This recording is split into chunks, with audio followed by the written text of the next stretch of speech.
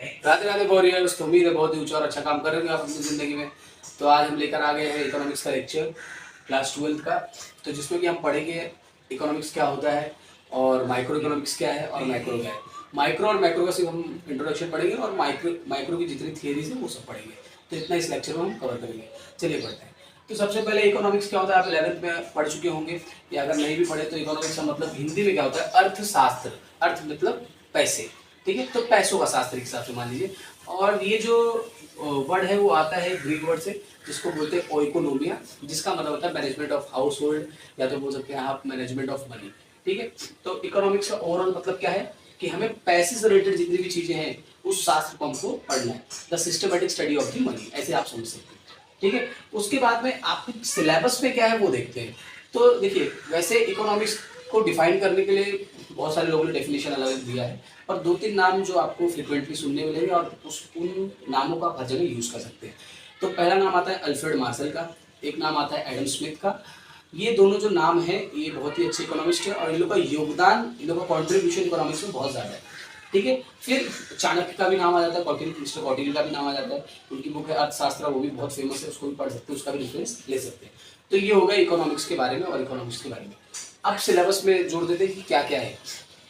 तो सबसे पहले इकोनॉमिक्स का जो पहला चैप्टर है उसको दो पार्ट में डिवाइड किया गया है। एक है माइक्रो इकोनॉमिक्स और एक है मैक्रो इकोनॉमिक्स। तो माइक्रो का मतलब क्या होता है, स्मॉल, और मैक्रो का मतलब क्या होता है, लार्ज। या तो इस लार्ज को हम लोग एज अ होल भी बोल सकते हैं, ठीक है, मतलब कंप्लीटली, टोटली, एग्रीगेटली ऐसे बोल सकते हैं। तो माइक्रो इकोनॉमिक्स में जो है और मैक्रो में बहुत सारे लोगों ने उसकी भी डेफिनेशन दी जैसे इकोनॉमिक्स की, पर मुझे जो अच्छा लगा मैंने आपको वो रिकमेंड कर दिया। एपी लर्नर ने क्या बोला है कि it is the microscopic study of the economics, कि मतलब अगर हम माइक्रो पढ़ रहे हैं तो माइक्रो पढ़ने का मतलब क्या हो गया कि हम इकोनॉमिक्स को माइक्रोस्कोप के थ्रू देख रहे हैं, उसके अंदर जो छोटे छोटे एस्पेक्ट्स है उसको स्टडी कर रहे हैं। तो इस हिसाब से माइक्रो इकोनॉमिक्स क्या हो गया कि स्मॉल इंडिविजुअल यूनिट्स को स्टडी करेंगे। इनके हिसाब से भी वही बोल रहे हैं, तरीका अलग है, माइक्रोस्कोप वर्ड यूज कर रहे हैं। उसके बाद में आता है मैक्रो इकोनॉमिक्स। तो मैक्रो में एक इकोनॉमिक्स है कार्ल सेपिरो, जिन्होंने क्या बोला कि ये क्या है, it is the study of economy as a whole. मतलब कि हम अगर एग्रीगेट पे बात करेंगे, कंप्लीटली बात करें, नेशनल इनकम की बात करेंगे, तो हम किसकी बात, फिर हम क्या पढ़ रहे हैं, मैक्रो इकोनॉमिक्स पढ़ रहे हैं। मतलब मैक्रो मीन्स लार्ज, लार्ज में जो भी आ गए, आपके नेशनल इनकम आ गया और जीडीपी आ गई, जो भी बड़े बड़े कंसेप्ट हैं इकोनॉमिक के लेवल पे, वो हमको इसमें पढ़ना है। और माइक्रो में हमको जो छोटे छोटे, जैसे पर कैपिटा इनकम हो गया, मैं एग्जांपल देता हूँ, पर कैपिटा इनकम, जिसको हिंदी में बोलते हैं प्रति व्यक्ति आय, हिंदी मीडियम जो है प्रति व्यक्ति आय, ठीक है।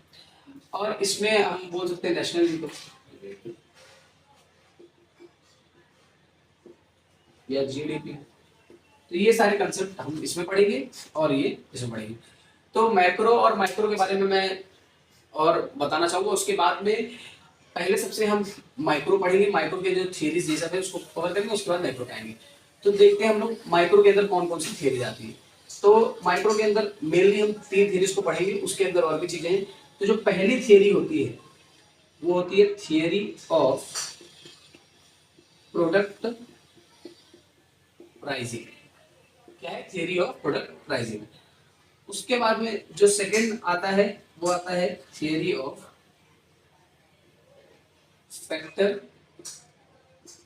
प्राइसिंग, ठीक है। फिर जो थर्ड है वो क्या है, थियरी ऑफ इकोनॉमिक वेलफेयर, ठीक है।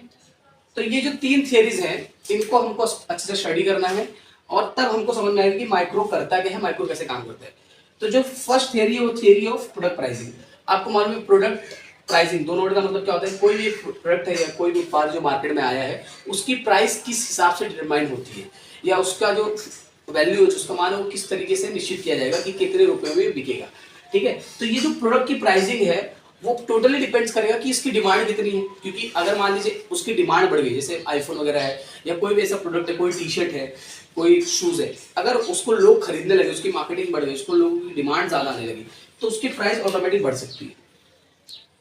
या मान लीजिए कुछ टाइम के लिए अगर घटा भी देंगे उसके बाद में उसकी प्राइस बढ़ेगी। जैसे कि आप जियो का एग्जांपल ले सकते हैं, वैसे तो उनका एक अलग कंसेप्ट हो जाता है, उन्होंने पहले फ्री में दिया, फिर कम में दिया, अब डिमांड बहुत ज्यादा बढ़ गई है तो प्राइस बढ़ा दी, धीरे धीरे प्राइस बढ़ेगा। तो यहाँ पे क्या है, हमको डिमांड और सप्लाई चेन समझना है कि अगर मान लो डिमांड जो है बढ़ रहा है तो प्राइस भी क्या होगा, बढ़ जाएगा, डिमांड कम होगा तो प्राइस कम हो जाएगा। ठीक है, तो ये हो गया थ्योरी ऑफ प्रोडक्ट प्राइसिंग। उसके बाद में सेकंड थ्योरी क्या है, थ्योरी ऑफ फैक्टर प्राइसिंग। देखिए ये जो है ना पूरे इकोनॉमिक्स में आप इसको बेसिक हिसाब से बोल सकते हैं, इसको समझना बहुत इंपॉर्टेंट है, क्योंकि फैक्टर प्राइसिंग अगर समझ गया तो आपको बहुत सारे कंसेप्ट बहुत इजीली समझ में आ जाएगी। जैसे एंटरप्रेन्योर क्या होता है, एंटरप्रेन्योरशिप क्या होती है, तो इसमें जो मेनली हमको देखना है कि अलग अलग फैक्टर्स को देखना है। जैसे एक प्रोडक्ट बन रहा है तो उसके कितने फैक्टर्स हो सकते हैं, या कैसे चलेगा वो, उसमें क्या क्या लगेगा, क्या लागत लगेगी, तो हमको उसको देखना है। तो अगर मान लीजिए कोई आप कंपनी बना रहे हैं या आप कोई प्रोडक्ट बना रहे हैं तो आपको सबसे इंपॉर्टेंट चीज क्या लगेगा, सबसे पहले लगेगा लैंड। ठीक है, सबसे पहला क्या आएगा, लैंड। उसके बाद में आपको क्या लगेगा, लेबर, काम करने के लिए। ठीक है, लैंड हो गया, लेबर हो गया। उसके बाद में आपको क्या लगेगा, कैपिटल, पैसा लगेगा कोई भी बिजनेस करना है तो। और उसके बाद में आप खुद क्या है, अगर आप ये सब कर रहे हैं तो आप खुद क्या है, आप हैं एंटरप्रेन्योर। ठीक है, लैंड, लेबर, कैपिटल, एंटरप्रेन्योर। तो ये चार फैक्टर मेन है जो कि एक बिजनेस को चलाते हैं, एक प्रोडक्ट को बनाते हैं और उसको सेल करते हैं। तो आपने अगर लैंड आपके पास है, लेबर है, कैपिटल है, एंटरप्रेन्योर, तो ये चारों से एक चीज रिलेट करती है, ये चारों इनपुट है समझ लीजिए, इससे कुछ आउटपुट मिलता है। जैसे मान लीजिए जो लैंड है, तो लैंड से हमको क्या मिल सकता है, रेंट मिल सकता है। ठीक है, लेबर है, लेबर को हमको क्या देना पड़ेगा, वेजेस देना पड़ेगा। और कैपिटल पे हमको क्या मिलता है, इंटरेस्ट मिल सकता है। ठीक है, और जो एंटरप्रेन्योर है वो क्या करेगा, प्रॉफिट जनरेट करेगा। ठीक है, तो लैंड, लेबर, कैपिटल और entrepreneur, land, labour, capital, entrepreneur.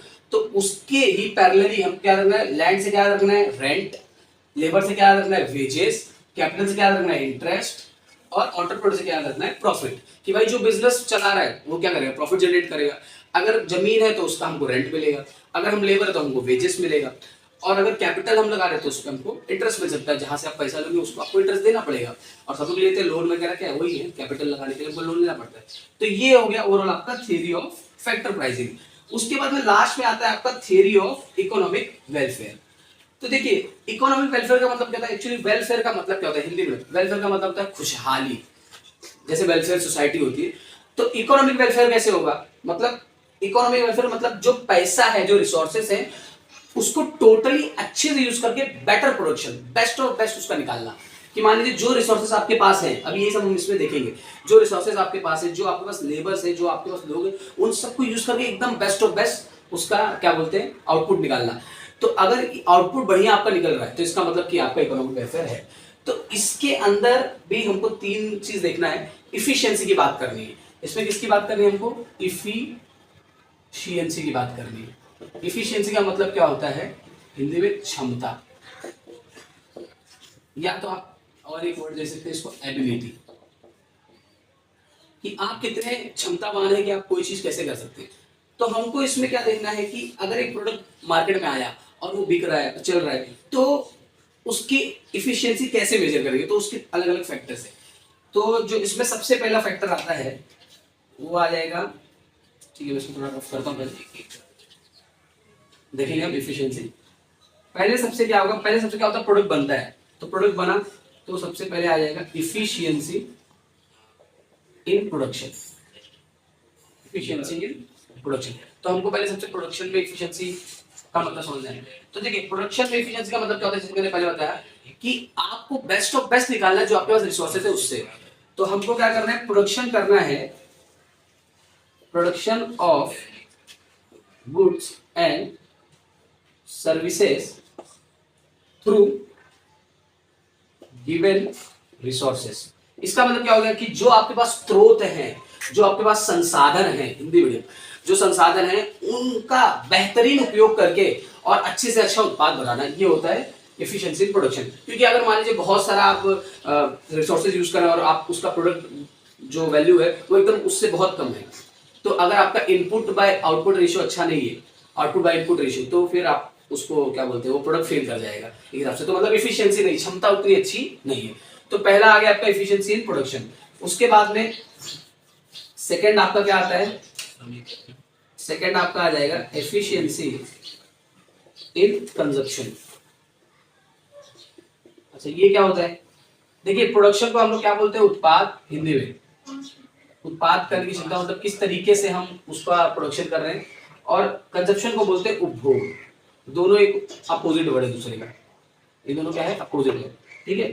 तो एफिशिएंसी इन कंजप्शन का मतलब क्या होता है कि मान लीजिए जो भी प्रोडक्ट बन रहा है, लेट्स सी कोई भी अगर प्रोडक्ट बना रहे हैं तो उसको यूज करके कितना सेटिस्फेक्शन मिला, मतलब जो यूजर है, जो कस्टमर है, उसको यूज करने के बाद कितना उसको सेटिस्फेक्शन उससे मिल रहा है। तो अगर सेटिस्फेक्शन बहुत अच्छा है, आपने कम रिसोर्सेज भी यूज किया, प्रोडक्ट भी ऐसा बनाया कि सेटिस्फेक्शन भी उसको मिल रहा है, तो इसका मतलब आपका एफिशिएंसी कंजप्शन भी है। उसके बाद में थर्ड क्या आ जाता है, थर्ड आपका आता है ओवरऑल इकोनॉमिक एफिशिएंसी। इसका क्या मतलब हुआ, इसका मतलब क्या होता है, इसमें एक वर्ड है डिजायर्ड, आप पढ़ेंगे तो उसमें आया टेक्स्ट बुक में डिजायर्ड। इसका मतलब ये है कि आपने रिसोर्सेज अच्छे यूज किए और उससे सेटिस्फेक्शन भी मिल रहा है, तो पर आप ये कब कर पाएंगे, जब आप वो प्रोडक्ट बनाएंगे जो प्रोडक्ट क्या है, डिजायरेबल है, मतलब जिसको डिमांड बहुत ज्यादा है, जिसके बारे में लोग सोच रहे हैं, जिसको यूज करना चाहते हैं लोग। अगर वो सारे प्रोडक्ट आप बनाते हैं तो आपका क्या होगा, ओवरऑल इकोनॉमिक एफिशिएंसी होगा।